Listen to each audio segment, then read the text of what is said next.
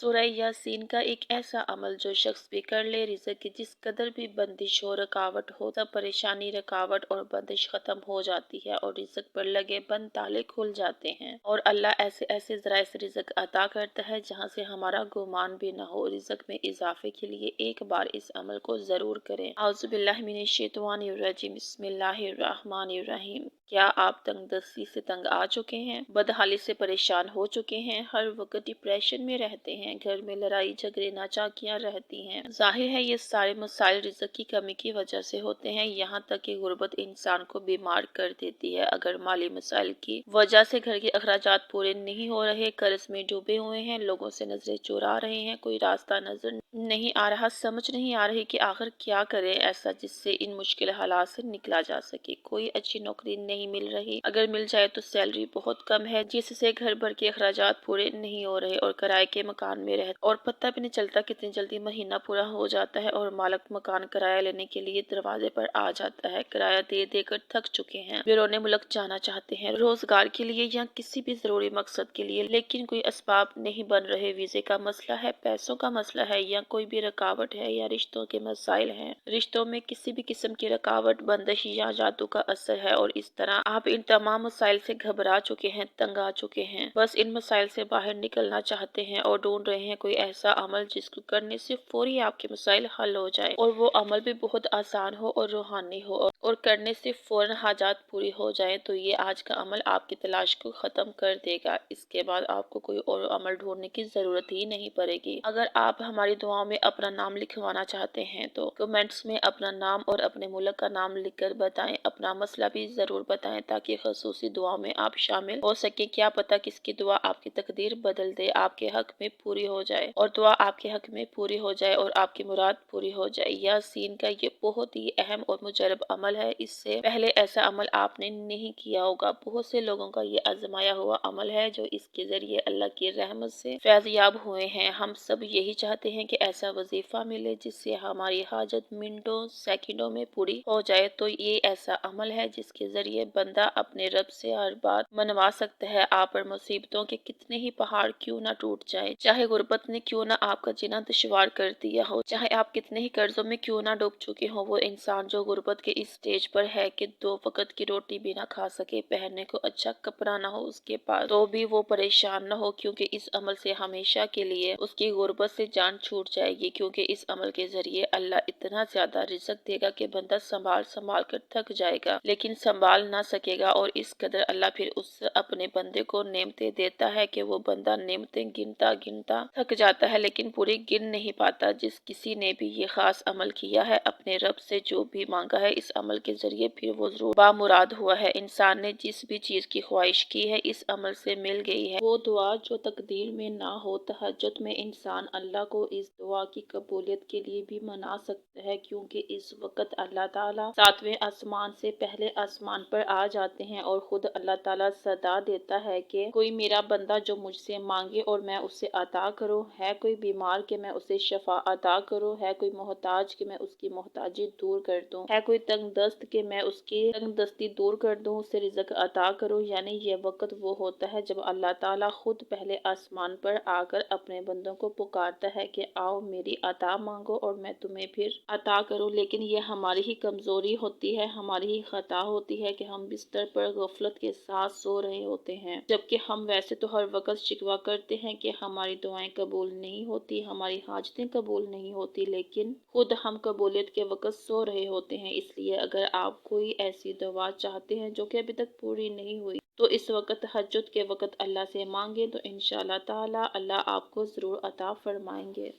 ये अमल ऐसे लोगों के लिए है जो कर्ज के बोझ तले दब चुके हैं और कर्ज से नजात का कोई रास्ता नजर नहीं आ रहा। तो ये खास अमल वो लाजमी करें। और वो लोग जिनके पास अपना जाती घर नहीं है और जाती मकान ना होने की वजह से दर दर की ठोकरें खा रहे हैं, महीना हर चंद दिन बाद पूरा होते ही किराया की तलवार सर पे लटक जाती है, मालिक मकान के नखरों ने भी जिंदगी मुश्किल कर दी है, एक तो रोटी की फिक्र रहती है लेकिन साथ साथ किराए ने और भी मुश्किल बना दी है। तो ये अमल आपकी ये परेशानी खत्म कर देगा, کیونکہ اپنے ذاتی مکان کے لیے انتہائی مجرب اور آزمودہ عمل ہے، کیونکہ اپنا گھر ہونا بہت ضروری ہے، اسی سے سکون اور عزت ہے، ورنہ تو کوئی حال ہی نہیں۔ اس عمل کی برکت سے اللہ گھر جیسی بڑی نعمت بھی دیتا ہے جو اچھے شہر اور اچھے علاقے میں ہوتا ہے، اور اللہ کی عطا بہت خوبصورت ہوتی ہے جس کا بندہ گمان بھی نہیں کر سکتا۔ بس ہمیں اللہ کی ذات پر پورا یقین ہونا چاہیے کہ اس کی دسترس میں سب کچھ ہے، کچھ بھی ناممکن نہیں ہے، بے شک وہ بڑا رحیم اور قادر ہے۔ اس عمل کو کرتے ہوئے یقین رکھیں کہ میرا اللہ اس پاک کلام اور بے عیب کلام کی برکت سے مجھے نوازے گا۔ ایسا ہو ہی نہیں سکتا کہ کوئی بھی انسان صحیح طریقہ سے قرآن مجید کے کسی بھی سورہ کے عمل کے ذریعے اپنے رب سے مانگے اور اللہ اسے نظر انداز کرے۔ اسی طرح قرآن مجید کی اس سورہ کا عمل انسان کو خالی ہاتھ نہیں رہنے دے گا، یہ ہو ہی نہیں سکتا۔ آج تک میں نے ایسی کوئی مثال نہیں دیکھی۔ اللہ اپنے بندوں کو جھولیاں بھر بھر کے دیتا ہے اور اتنا نوازتا ہے کہ دنیا دیکھتی ہے بندے کو اس کی اوقات سے بھر کر دیتا ہے۔ بس چند دن آپ نے پابندی کے ساتھ اور اسی طریقہ سے یہ عمل کرنا ہے، انشاءاللہ تعالی اللہ کی رحمت سے آپ کی ہر حاجت پوری ہو جائے گی۔ اگر آپ پر قرض ہے جو بڑی مدت سے آپ کے سر پر بوجھ بنا ہوا ہے تو گھبرائے نہیں اور نہ ہی نا امید ہوں، بس اللہ کی ذات پر یقین رکھتے ہوئے یہ عمل کر لیں، پھر اللہ کی رحمت کے نظارے دیکھیں، اپنے تمام مسائل اللہ پر چھوڑ دیں اور پھر خاموشی سے دیکھیں کہ اللہ آپ کی مدد کن کن ناممکن ذرائع سے کرتا ہے، کیسے راستے نکالتا ہے، کیونکہ وہ مسبب الاسباب ہے، بہترین اسباب پیدا کرنے والا ہے، بہترین منصوبہ کار ہے۔ بس یقین رکھتے ہوئے یہ عمل کریں اور جس مقصد کے لیے یہ آپ عمل کر رہے ہوں اس مقصد کو اپنے ذہن میں لانا ہے اور اپنی زبان سے دہرانا ہے، اور اس طرح دعا کرنی ہے کہ اے میرے اللہ، میں نے اپنے سارے معاملات تجھ پر چھوڑ دیے، میرے سارے معاملات کو تو حل فرما، میرے لیے آسانیاں پیدا کر دے، میرے لیے کامیابیوں کی راہیں کھول دے اور ان پر مجھے چلنے کی ہمت اور توفیق دے کر کامیاب فرما۔ عمل میں آپ کو بتانے لگی ہوں، غور سے سن لیجئے تاکہ اس طرح آپ عمل کر کے فیض یاب ہو سکیں۔ رات کو عشاء کی نماز کے بعد یہ عمل کرنا ہے، صاف ستھرا لباس پہن کر باوضو ہو کر تنہائی میں بیٹھ کر یہ عمل کرنا ہے۔ ایک اہم بات بتا دوں کہ جب بھی کوئی عمل کریں یا وظیفہ کریں تو خاموشی سے کریں، کسی کو بھی بتا کر نہ کریں۔ اس عمل کو کرنے سے پہلے کوئی میٹھی چیز بچوں میں بانٹ دیں یا پھر صدقہ نکال لیں۔ سب سے پہلے آپ نے اپنے مقصد کو ذہن میں لانا ہے، اس کے علاوہ آپ کے ذہن میں اور کوئی خیال نہ ہو، پوری توجہ سے آپ نے اس عمل کو کرنا ہے۔ اپنے مقصد کو ذہن میں رکھتے ہوئے آپ نے درود پاک 11 مرتبہ پڑھنا ہے۔ درود پاک آپ کوئی سا بھی پڑھ سکتے ہیں، درود ابراہیم بھی پڑھ سکتے ہیں۔ پھر آپ نے سورہ یاسین کو پڑھنا شروع کر دینا ہے اور یاسین پر جہاں مبین آئے وہاں پر رک کر آپ نے اللہ کے یہ 3 صفاتی نام یا اللہ ہو یا رحمان ہو یا رحیم ہو 11 مرتبہ پڑھنے ہیں، یعنی سورہ یاسین میں جب جب جہاں جہاں مبین آئے وہاں وہاں آپ نے رک کر یہ اسم اعظم 11 مرتبہ پڑھنے ہیں، اور جب آپ یاسین میں لفظ کن پر پہنچے جو کہ اس سورہ کے آخر میں آتا ہے، سیکنڈ لاسٹ آیت میں لفظ کن آتا ہے، اس لفظ پر رک کر آپ نے یہ پڑھنا ہے یا اللہ ہو یا غنی ہو یا مغنی ہو یا فتح ہو، یہ آپ نے ایک بار پڑھنا ہے اور پھر سورہ مکمل کر دینی ہے۔ درود تنجینہ ایک بار پڑھنی ہے اور پھر آخر میں وہی درود شریف پڑھنا ہے جو آپ نے شروع میں 11 بار پڑھا تھا۔ یہ عمل آپ کی دکھ بھری زندگی کو خوشیوں میں بدل دے گا، آپ کی بڑی سے بڑی حاجتوں کو منٹوں میں پورا کر دے گا، یہ خالی جھولیوں کو بھر دیتا ہے، خالی ہاتھوں میں نعمتیں ڈال دیتا ہے۔ یہ عمل آپ نے صاف جگہ پر بیٹھ کر ہی پڑھنا ہے، اس لیے پہلے جگہ مخصوص کر لیجئے گا، باوضو ہو کر اور قبلہ رخ بیٹھ کر آپ نے یہ عمل کرنا ہے۔ جگہ کی کوئی قید نہیں، بس وضو اور صفائی کا خیال رکھنا ہے، کیونکہ اللہ کا ذکر کرنے کے لیے جگہ کا پاک صاف ہونا ضروری ہے، اور اس عمل کو کرتے ہوئے آپ نے کسی سے بات نہیں کرنی اور وظیفے کو مکمل ہونے تک اسی جگہ پر بیٹھے رہنا ہے۔ ایسا نہ ہو کہ آپ وظیفے کے دوران کسی سے بات کریں یا درمیان میں اٹھ کر دوبارہ آ کر بیٹھ کر شروع کریں، ایسا نہیں کرنا، یکسوئی کے ساتھ آپ نے یہ عمل کرنا ہے۔ اب عمل مکمل جب ہو جائے تو پھر آپ نے سجدے میں سر رکھ کر گر گرا کر اپنے اللہ سے دعا کرنی ہے۔ دعا میں آپ نے اس بات کا خیال رکھنا ہے کہ سب سے پہلے تمام مومنین کے حق میں دعا کریں، اس کے بعد آپ اپنی حاجت طلب کریں اور محمد و آل محمد کے صدقے سے مانگی گئی دعا ویسے بھی رب تعالیٰ کبھی رد نہیں کرتا، اور دوسروں کے حق میں جب ہم دعا کرتے ہیں تو اللہ ہم سے راضی ہو کر ہماری دعا کو بھی قبول فرما لیتا ہے۔ اللہ سے دعا ہے کہ اللہ ہم سب کو اپنے خزانے سے نعمتیں اور رزق عطا فرمائے اور اپنی ذات کے علاوہ کبھی کسی کا محتاج نہ کرے۔ اس ویڈیو کو صدقہ جاریہ سمجھتے ہوئے شیئر کریں، اگر آپ کو بھی پسند آئی ہے تو لائک کریں، اور مزید اس طرح کی قرآنی آیات اور احادیث کی روشنی میں مسائل کے حل کے لیے وظائف کی معلومات چاہتے ہیں تو ہمارے چینل کو سبسکرائب کریں۔ شکریہ۔